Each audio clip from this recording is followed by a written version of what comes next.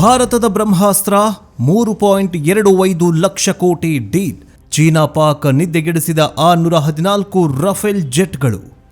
ನಮಸ್ಕಾರ ವೀಕ್ಷಕರೇ, ಭಾರತದ ರಕ್ಷಣಾ ಇತಿಹಾಸದಲ್ಲಿ ಒಂದು ಹೊಸ ಅಧ್ಯಾಯ ಬರೆಯಲ್ಪಟ್ಟಿದೆ.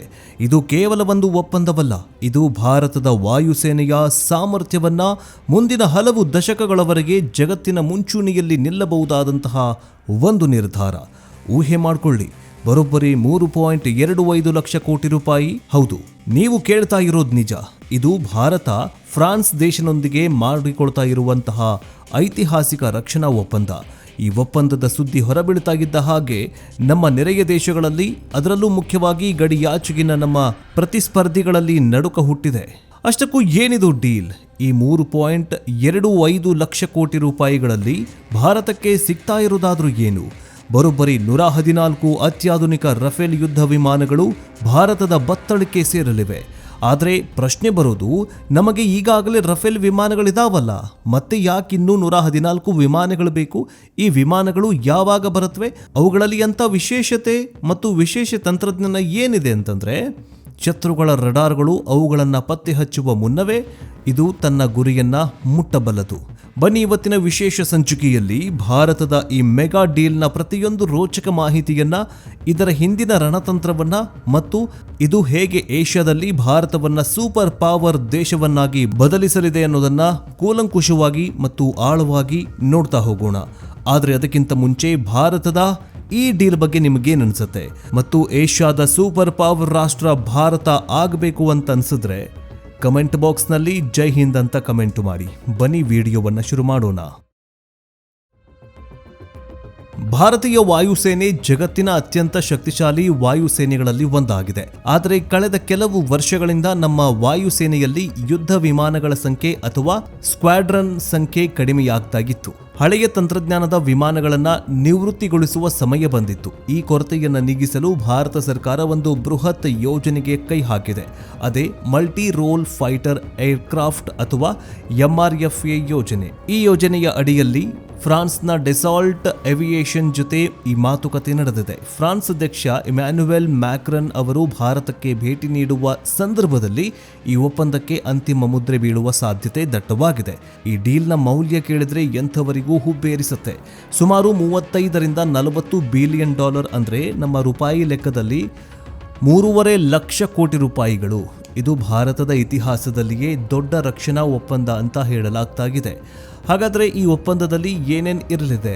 ಭಾರತ ಬರೋಬ್ಬರಿ 114 ರಫೇಲ್ F4 ಸೀರೀಸ್ನ ವಿಮಾನಗಳನ್ನು ಖರೀದಿ ಮಾಡ್ತಾ ಇದೆ. ಇಲ್ಲಿ ಗಮನಿಸಬೇಕಾದ ಅಂಶ ಅಂದರೆ, ಇವು ಹಳೆಯ ಮಾಡೆಲ್ನ ವಿಮಾನಗಳಲ್ಲ.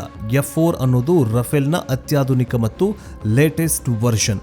ಈ 114 ವಿಮಾನಗಳಲ್ಲಿ 88 ವಿಮಾನಗಳು ಸಿಂಗಲ್ ಸೀಟರ್, ಅಂದರೆ ಒಬ್ಬರೇ ಪೈಲಟ್ ಚಲಾಯಿಸುವಂತಹದ್ದು.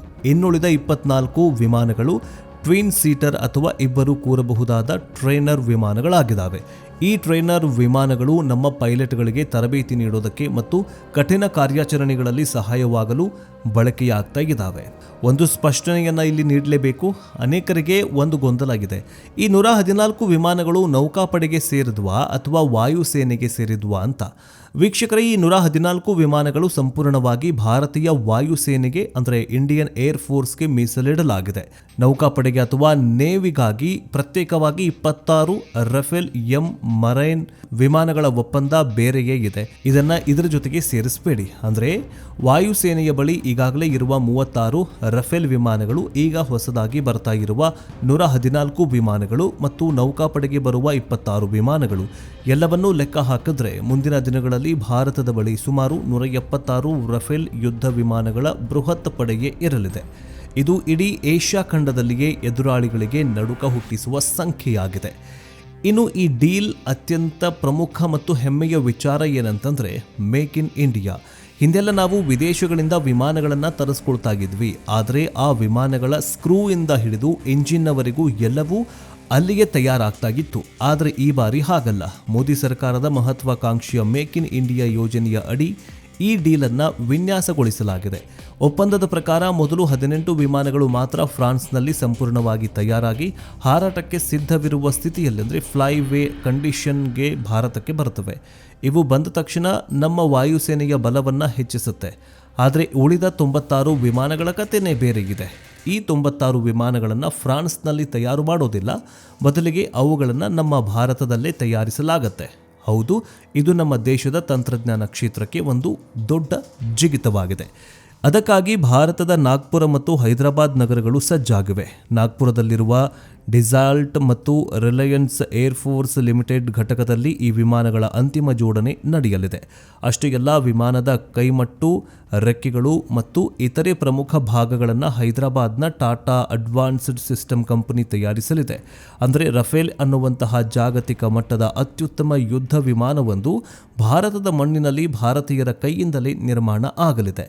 ಆರಂಭದಲ್ಲಿ ಈ ವಿಮಾನಗಳಲ್ಲಿ 30% ಭಾಗಗಳು ಭಾರತೀಯ ನಿರ್ಮಿತವಾಗಿರುತ್ತವೆ.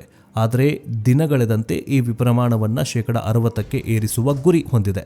ಇದರರ್ಥ ಇಷ್ಟೇ, ಭವಿಷ್ಯದಲ್ಲಿ ನಮಗೆ ವಿಮಾನದ ಬಿಡಿಭಾಗಗಳು ಬೇಕಾದರೆ ಅಥವಾ ರಿಪೇರಿ ಮಾಡಬೇಕಾದ್ರೆ ನಾವು ಫ್ರಾನ್ಸ್ ಕಡೆಗೆ ನೋಡಬೇಕಾಗಿಲ್ಲ. ಎಲ್ಲವೂ ನಮ್ಮಲ್ಲೇ ಲಭ್ಯವಿರುತ್ತೆ. ಉತ್ತರ ಪ್ರದೇಶದ ಜೆವಾರ್ನಲ್ಲಿ ಇದಕ್ಕೆಲ್ಲ ಆಲ್ರೆಡಿ ವಿಶೇಷ ನಿರ್ವಹಣಾ ಘಟಕ ಅಂದರೆ MRO ಹಬ್ ಸ್ಥಾಪನೆ ಮಾಡಲಾಗಿದೆ. ಇದು ನಮ್ಮ ಆತ್ಮನಿರ್ಭರ ಭಾರತದ ಕನಸಿನ ಒಂದು ದೊಡ್ಡ ಸಾಕ್ಷಿಯಾಗಿದೆ. ಇನ್ನು ಈಗ ನಮಗೆ ಕುತೂಹಲ ಇರಬಹುದು, ಅಷ್ಟಕ್ಕೂ ಈ ರಫೇಲ್ ವಿಮಾನದಲ್ಲಿ ಅಂಥದ್ದೇನಿದೆ? ಇದಕ್ಕೆ 3 ಲಕ್ಷ ಕೋಟಿ ರೂಪಾಯಿ ಕೊಡುವಷ್ಟು ಇದು ಏನು ಶಕ್ತಿಶಾಲಿನ? ಖಂಡಿತ ಹೌದು ಅಂತ ಹೇಳಲಾಗ್ತಾ ಇದೆ. ರಫೇಲ್ F4 ಅನ್ನೋದು 4.5 ಜನರೇಷನ್ ಅಥವಾ ತಲೆಮಾರಿನ ಅತ್ಯಾಧುನಿಕ ವಿಮಾನ. ಇದನ್ನು ಓಮ್ನಿ ರೋಲ್ ವಿಮಾನ ಅಂತ ಕರಿತೀವಿ. ಅಂದರೆ ಇದು ಒಂದೇ ಹಾರಾಟದಲ್ಲಿ ಹಲವಾರು ಬಗೆಯ ಕೆಲಸಗಳನ್ನು ಮಾಡಬಲ್ಲದು. ಆಕಾಶದಲ್ಲಿರುವ ಶತ್ರು ವಿಮಾನವನ್ನು ಹೊಡೆದುರುಳಿಸಬಲ್ಲದು, ನೆಲದ ಮೇಲಿರುವ ಬಂಕರ್ಗಳನ್ನು ಧ್ವಂಸ ಮಾಡಬಲ್ಲದು, ಹಡಗುಗಳ ಮೇಲೆ ದಾಳಿ ಮಾಡಬಲ್ಲದು ಮತ್ತು ಬೇಹುಗಾರಿಕೆಯನ್ನು ನಡೆಸಬಲ್ಲದು. ಇದರ ವೇಗ ಮತ್ತು ಸಾಮರ್ಥ್ಯ ಅಪ್ರತಿಮ. ಇದು ಶಬ್ದದ ವೇಗಕ್ಕಿಂತ ಸುಮಾರು 1.8 ಪಟ್ಟು ಹೆಚ್ಚು ವೇಗದಲ್ಲಿ, ಅಂದರೆ ಗಂಟೆಗೆ ಸುಮಾರು 2200 ಕಿಲೋಮೀಟರ್ ವೇಗದಲ್ಲಿ ಹಾರಬಲ್ಲದು. ಒಮ್ಮೆ ಇಂಧನ ತುಂಬಿಸಿದರೆ ಸಾವಿರಾರು ಕಿಲೋಮೀಟರ್ ದೂರದವರೆಗೂ ಹಾರಿ ಹೋಗಿ ಕಾರ್ಯಾಚರಣೆ ನಡೆಸಬಲ್ಲದು. ಆದರೆ ರಫೇಲ್ನ ನಿಜವಾದ ತಾಕತ್ತು ಇರೋದು ಅದರ ಆಯುಧಗಳಲ್ಲಿ. ಈ ಡೀಲ್ನಲ್ಲಿ ಭಾರತಕ್ಕೆ ಸಿಗ್ತಾ ಇರುವ ಅತಿದೊಡ್ಡ ಲಾಭ ಅಂತಂದರೆ ಮೀಟಿಯೋರ್ ಅರ್ಥಾತ್ ಮಿಸೈಲ್ ಅಥವಾ ಕ್ಷಿಪಣಿ. ಇದನ್ನು ಜಗತ್ತಿನ ಅತ್ಯಂತ ಅಪಾಯಕಾರಿ ಏರ್ ಟು ಏರ್ ಅಂದರೆ ಗಾಳಿಯಿಂದ ಗಾಳಿಗೆ ಹೊಡೆಯುವ ಕ್ಷಿಪಣಿ ಅಂತ ಕರೆಯಲಾಗುತ್ತೆ. ಇದರ ರೇಂಜ್ ಅಥವಾ ವ್ಯಾಪ್ತಿ 150 ಕಿಲೋಮೀಟರ್ಗಿಂತಲೂ ಹೆಚ್ಚಿದೆ. ಅಂದರೆ ನಮ್ಮ ವಿಮಾನವು ಗಡಿಯ ಆ ಕಡೆ ಹೋಗುವ ಅವಶ್ಯಕತೆಯೇ ಇಲ್ಲ. ನಮ್ಮ ಗಡಿಯಲ್ಲೇ ಇದ್ದುಕೊಂಡು 150 ಕಿಲೋಮೀಟರ್ ದೂರದಲ್ಲಿ ಹಾರಾಡ್ತಾ ಇರುವ ಶತ್ರುವಿನ ವಿಮಾನವನ್ನು ಅದು ಗುರುತಿಸಿ ಕ್ಷಣಾರ್ಧದಲ್ಲಿ ಧ್ವಂಸ ಮಾಡಬಲ್ಲದು. ಈ ತಂತ್ರಜ್ಞಾನ ಸದ್ಯಕ್ಕೆ ನಮ್ಮ ನೆರೆಯ ಚೀನಾ ಆಗಿರಲಿ ಅಥವಾ ಪಾಕಿಸ್ತಾನದ ಬಳಿಯಾಗಿರಲಿ ಇಲ್ಲ. ಇದೇ ಕಾರಣಕ್ಕೆ ರಫೇಲ್ ಕಂಡ್ರೆ ಅವರಿಗೆ ನಡುಕ. ಜೊತೆಗೆ ಸ್ಕಾಲ್ಪ್ ಅನ್ನುವಂತಹ ಕ್ರೂಸ್ ಕ್ಷಿಪಣಿ ಕೂಡ ಇದರಲ್ಲಿ ಇದೆ. ಇದು ಸುಮಾರು 500 ಕಿಲೋಮೀಟರ್ ದೂರದಲ್ಲಿರುವ ನೆಲದ ಮೇಲಿರುವ ಗುರಿಯನ್ನು ನಿಖರವಾಗಿ ಹೊಡೆದುರುಳಿಸಬಲ್ಲದು. ಪರ್ವತಗಳಲ್ಲಿ ಅಡಗಿರುವ ಬಂಕರ್ಗಳಾಗಿರಲಿ, ಅಡುಗುತಾಣಗಳಾಗಿರಲಿ ರಫೇಲ್ ಕಣ್ಣಿನಿಂದ ತಪ್ಪಿಸಿಕೊಳ್ಳಲು ಸಾಧ್ಯವಿಲ್ಲ.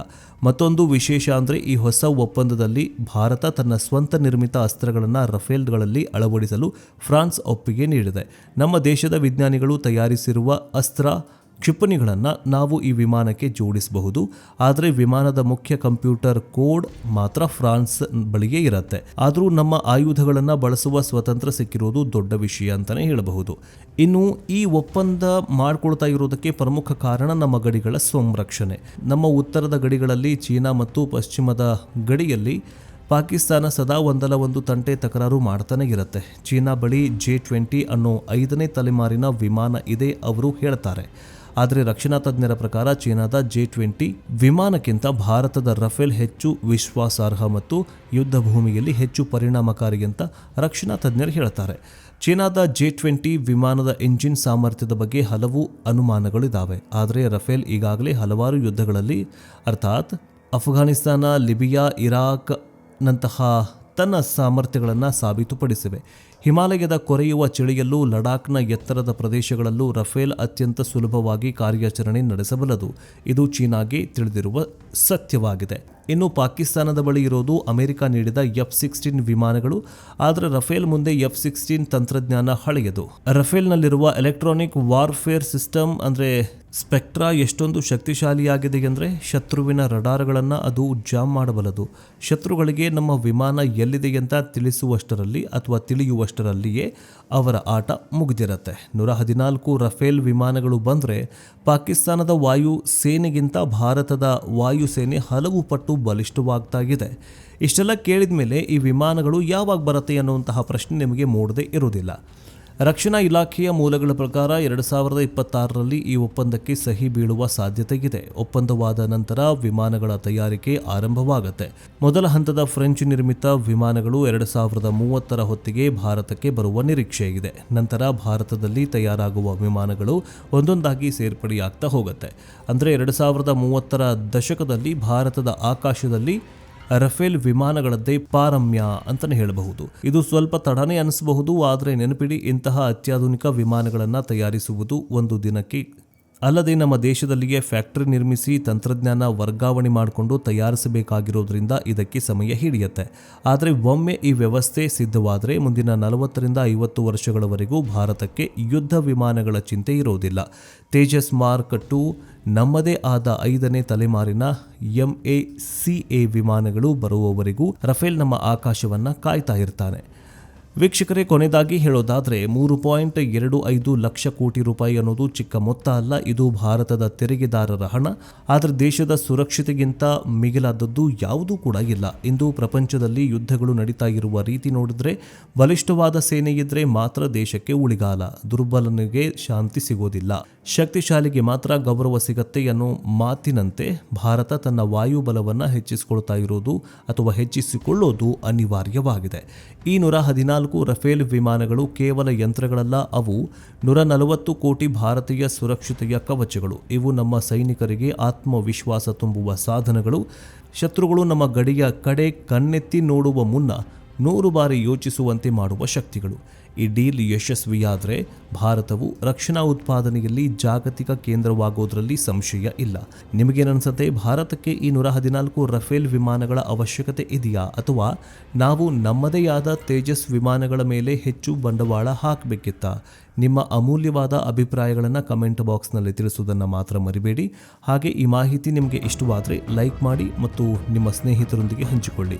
ದೇಶದ ರಕ್ಷಣೆಗೆ ಸಂಬಂಧಪಟ್ಟ ಇಂತಹದ್ದೇ ಮತ್ತಷ್ಟು ಇಂಟ್ರೆಸ್ಟಿಂಗ್ ಮತ್ತು ಗಂಭೀರವಾದ ವಿಷಯಗಳೊಂದಿಗೆ ಮುಂದಿನ ಎಪಿಸೋಡ್ನಲ್ಲಿ ಮತ್ತೆ ಸಿಗೋಣ.